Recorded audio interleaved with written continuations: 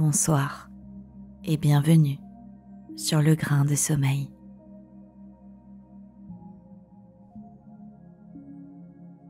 Si cette vidéo vous a plu, n'hésitez pas à l'aimer, la partager et à vous abonner à la chaîne.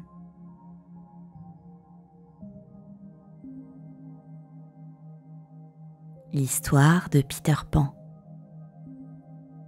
Chapitre 12. Pris au piège.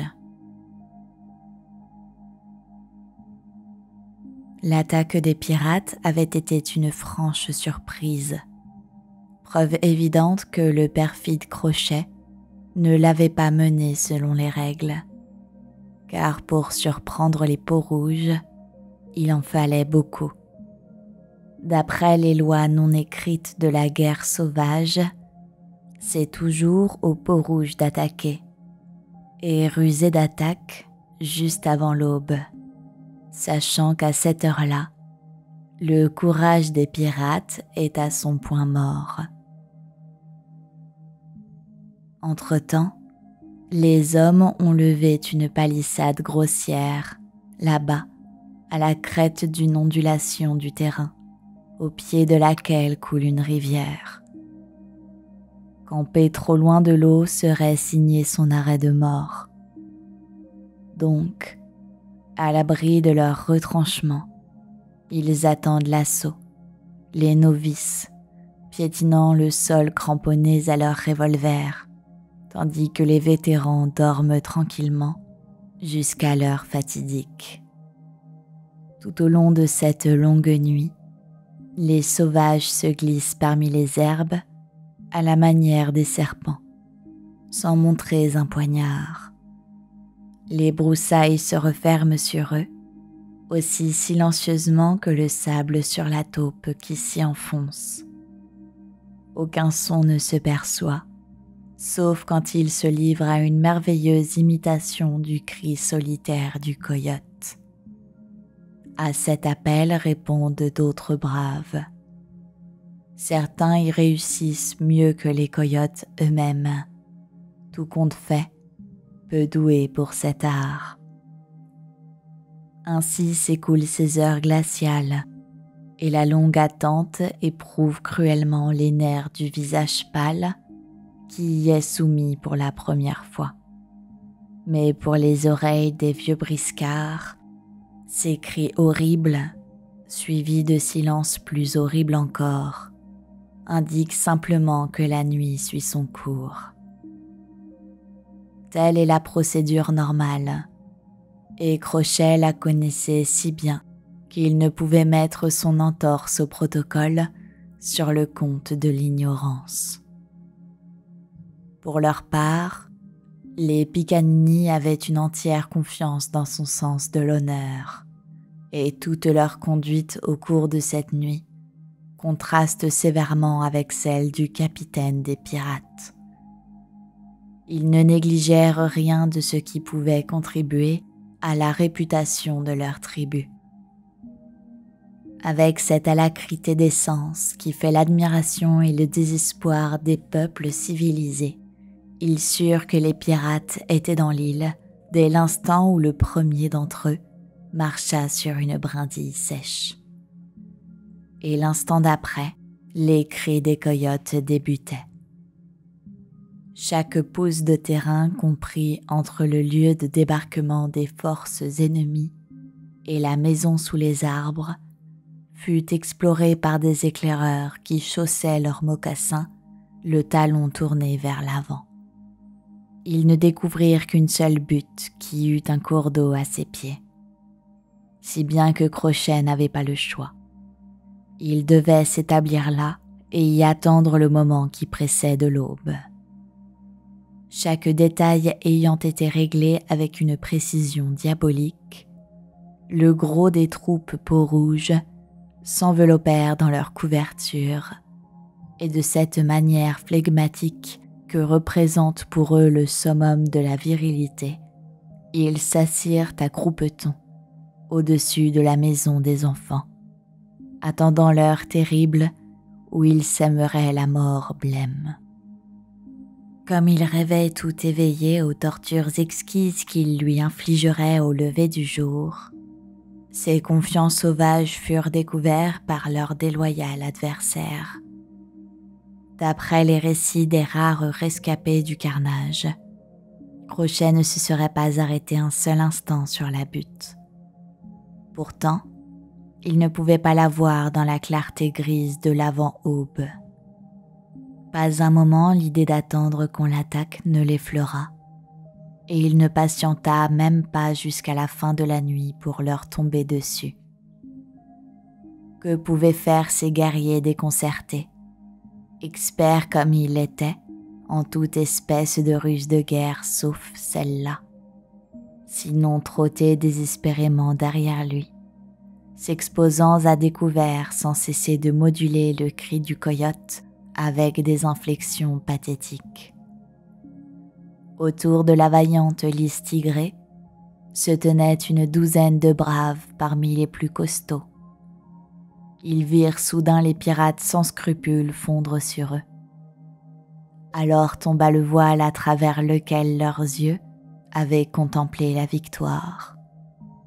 Adieu, torture autour du poteau. À eux de partir pour les bienheureux terrains des chasses célestes.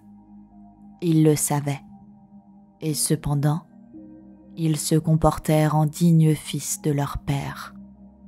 Il leur eût été encore possible, s'ils s'étaient levés promptement, de se grouper en une phalange difficile à forcer. Mais les traditions de la tribu le leur interdisaient. Il est écrit que le noble peau-rouge ne doit jamais montrer sa surprise en présence des attaquants. Quelque terrible qu'ait pu leur sembler l'apparition soudaine des pirates, ils restèrent immobiles, sans broncher, comme si l'ennemi était venu sur invitation. La tradition ayant été respectée, alors seulement ils saisirent leurs armes. L'air retentit de cris de guerre, mais il était trop tard. Il ne nous appartient pas de décrire ce combat, ou plutôt ce massacre. Cette nuit-là fut moissonnée la fine fleur de la chevalerie picaninienne. S'ils moururent, ce ne fut pas sans être vengés, car avec Loup-Maigre tomba Alf Mason, terreur de la mer des Caraïbes. D'autres encore mordirent la poussière, tel F. Léo de Dieu, C.H. Asteté et cette vieille baderne de Fogarty. Turlet fut fauché par le tomahawk du terrible panthère, qui se tailla finement un chemin à travers les rangs de flibustiers, avec Lys tigrée et le pauvre reste de sa tribu. À l'historien de décider jusqu'à quel point Crochet mérite d'être blâmé pour sa tactique. Eût-il attendu sur la butte l'heure réglementaire de l'attaque, lui et ses hommes eussent été massacrés. Dès lors que l'on le juge, il est juste d'en tenir compte. Du moins, aurait-il pu informer l'adversaire qu'il se proposait de suivre une nouvelle méthode. D'un autre côté, dès l'instant que l'effet de surprise était détruit, sa stratégie devenait caduque. De quelque point de vue qu'on l'envisage, le problème se hérisse de difficultés. Du reste, on ne peut se retenir d'admirer bien qu'à contre-cœur l'esprit qui conçut ce plan audacieux et le génie cruel qui mena à bien l'entreprise. Mais Crochet lui-même, que ressentait-il en cette heure de triomphe? Ses acolytes auraient donné gros pour le savoir, tandis qu'à une distance respectable de sa griffe, il haletait péniblement en nettoyant leur coutelas et lorgnait de leurs yeux de furet cet homme hors du commun. Si l'orgueil du triomphe gonflait son cœur, du moins son visage demeurait-il impassible. Énigme ténébreuse à jamais solitaire, il se tenait de corps comme d'esprit, à l'écart de ses hommes. Cependant, la besogne n'était pas terminée. Ils n'étaient pas venus pour détruire les peaux-rouges. Ceci n'étaient que leurs abeilles qu'il faut enfumer pour parvenir jusqu'au miel. Ce qu'ils voulaient, c'était Pan, Wendy et toute la bande, mais surtout Pan. On s'étonnera qu'un petit garçon comme Peter pût inspirer une telle haine à cet homme. Il est vrai qu'il avait jeté le bras de Crochet au crocodile, mais ce même fait et l'insécurité permanente qui en résultait, étant donné l'opiniâtreté du crocodile, justifiait difficilement un désir de vengeance aussi implacable. En vérité, il y avait chez Peter un je ne sais quoi qui exaspérait le pirate jusqu'à la transe. Ce n'était pas son courage, ni même sa tournure avenante.